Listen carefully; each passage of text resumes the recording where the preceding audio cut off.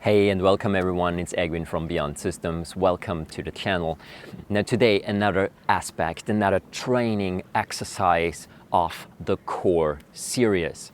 And yes, you guessed it correctly, another exercise that we will perform in the water.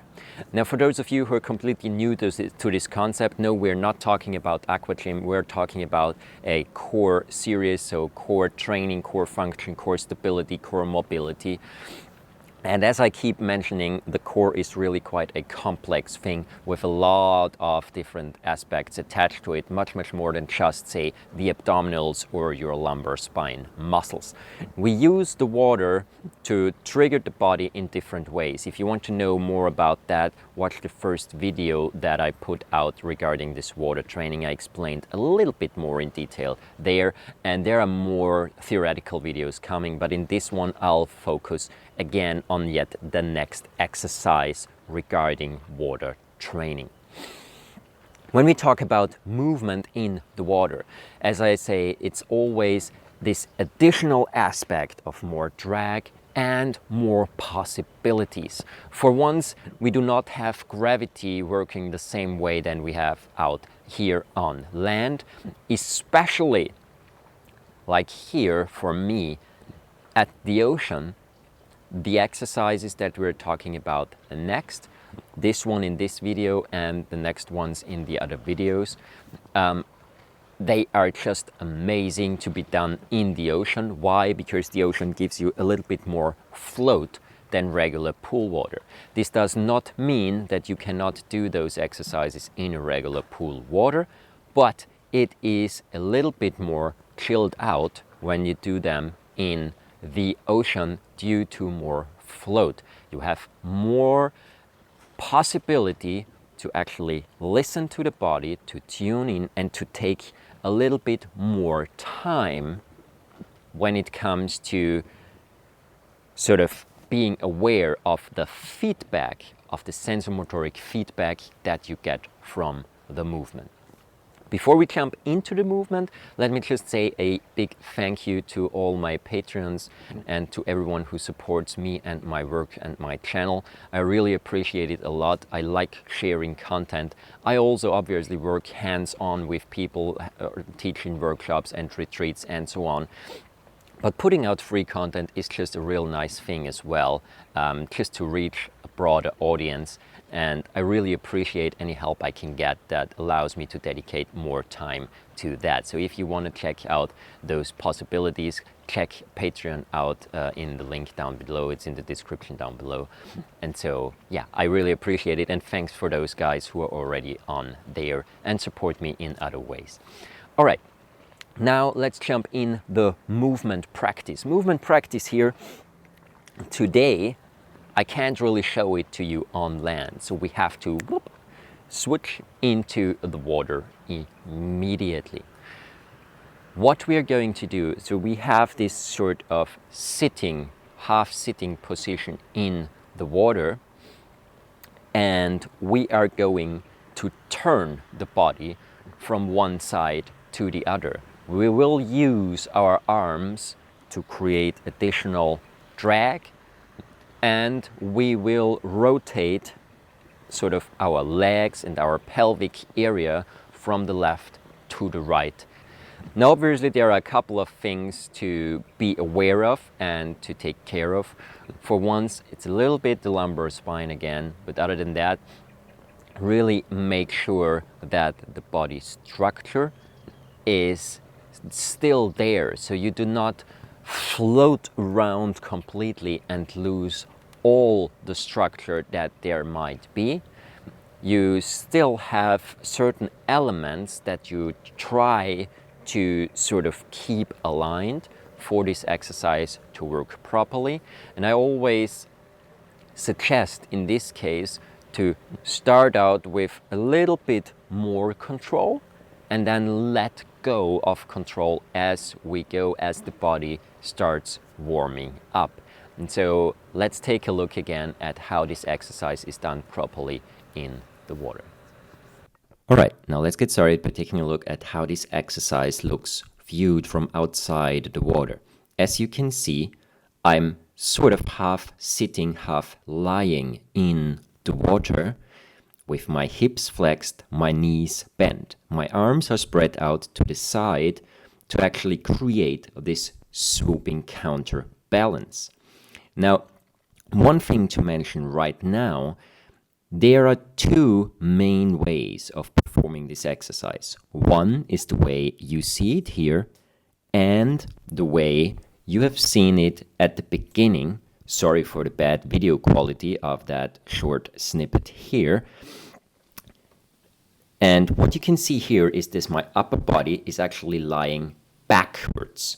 So I am sort of in a half sitting, half lying position in the water. This is a little bit different to another version of this exercise where my upper body is a lot more upright and I'm more in this state of actually sitting with an upright back. Now, what's the difference between those two exercises? When I'm lying back and I swoop my legs from one side to the other, in this specific exercise, I also have to stabilize my spine towards a lateral flexion. So the more I sit upright, on the other hand, the more it is really about a rotational stability for the core. Both exercises work on lateral flexion stability as well as rotational stability. However, with the lying back version, you'll engage much more of the side of your body all the way up also into your thoracic area, and actually have to stabilize that part as well so that your spine doesn't tilt sideways, basically. Now, talking about structure in this exercise, as you can see here, neither a bent thoracic nor a arched lumbar spine is wanted. Here again, slower. See, my thoracic spine is completely bent forward, so pushed out to the rear. And now my lumbar spine arches completely, so my hip drops down. Neither of those two variations are wanted. We do want the spine to be in neutral for this. And also for the cervical spine to be in natural elongation of the rest of the body. Other things to be aware of are: make sure that your legs are more or less pressed together, so you do not want them to float around completely separately. Also, when you sweep with your arms, make sure that your shoulders do not tense up and don't travel up to your ears. You don't have to pull them down actively either. Just make sure that the main focus in the shoulders is really swooping action and not this clinging them up all the way to your ears. As for your breath, make sure to breathe as natural as possible. This is easier said than done in this exercise because this exercise is a high intensity exercise, believe it or not. But still, just try to breathe as natural as it comes in this position. You'll realize you'll be more in the chest in terms of breathing in and breathing out rather than actually expanding your belly, which is natural for a core exercise of this sort. All right, so this is how the exercise looks like. This is how the exercise works. Obviously, it's a really incredible tool to wake up all the core muscles, to wake up the shoulder muscles, to get this pulsation going on in your spine, to get your cerebral fluid going. It works with your pelvic ring, it works with your core muscles. It's not just a functional exercise, it's also a very gentle strengthening exercise. Water always creates a completely different way of literally working with the body. Water has this amazing capacity of putting an additional training element in there through the water pressure that's being put on the whole body. And when we move our body in water, then immediately the whole body is triggered to respond to the pressure, So just to give you an idea, if you look at captive sea mammals, whether that's an orca or it's dolphins and so on, you'll see that literally their cartilages and their physical structure starts to deteriorate in aquariums as soon as they are not capable of picking up high speeds out in the open ocean that put additional pressure on the body. So it's again this principle of use it or lose it. If there is no biomechanical force, no additional load being put on the body in one way or the other, the body will not create stability there. It will not create structure that is actually capable of taking that load. So one interesting thing, for instance, if you take a look at people like, say, for instance, the Polynesian body type. Polynesians, they are in the water or around water literally for decades already. And their whole body structure, it's such an amazing thing. You literally see it is built for water. It's most of the time it's much more full. And I don't mean full in terms of fat or anything like that. It's just really, you have the feeling of the structure is filled from the inside to be able to deal with the forces from the water with this specific element. And you'll see this in different types of people, that their surroundings have an effect on their body structure. Now, as athletes, obviously, or also as regular people, you want your body to be as healthy as possible. Gentle triggers like this exercise or other exercises in this series, they are there to trigger the structure to stay healthy and to create a really powerful structure, a structure that you can really work with and that allows you to take it literally massively to the next level in all that you do. Why? Because due to the trigger of the water, much more of the muscles are being activated. When you do an exercise out here, biceps curls, whatever, pull-ups, then at the beginning only part of the muscle fibers are actually being activated. The second you go into the water and there is gentle pressure due to the water pressure on all parts of the muscle while it is moving, immediately the whole muscle is sensorimotorically triggered to participate in the movement. Hence the movement becomes more complete. And this is one of those amazing benefits of doing training in the water rather than just doing training on the outside.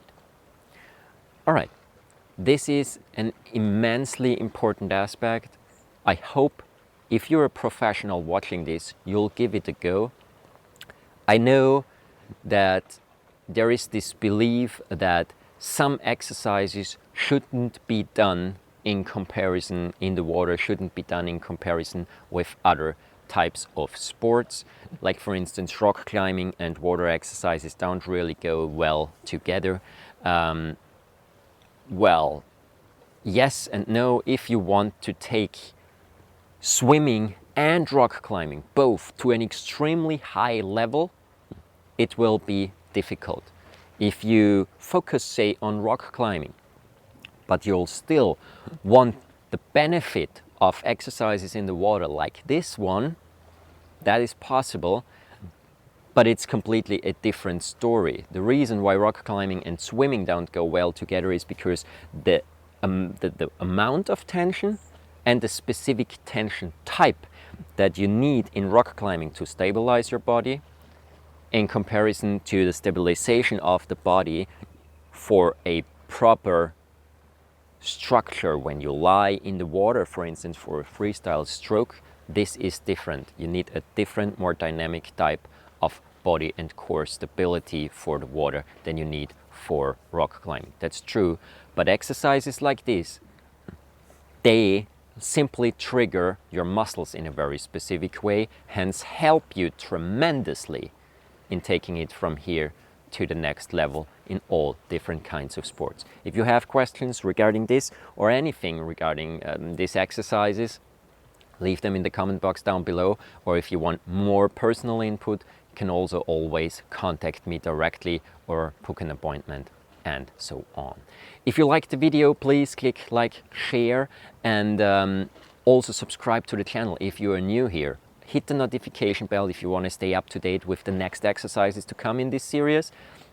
And if you want to just check out everything that I put out on this channel regarding movement consciousness, how body and mind work together, and so on and so on. Thank you for watching. Have a wonderful time. Hope to see you around soon, and bye.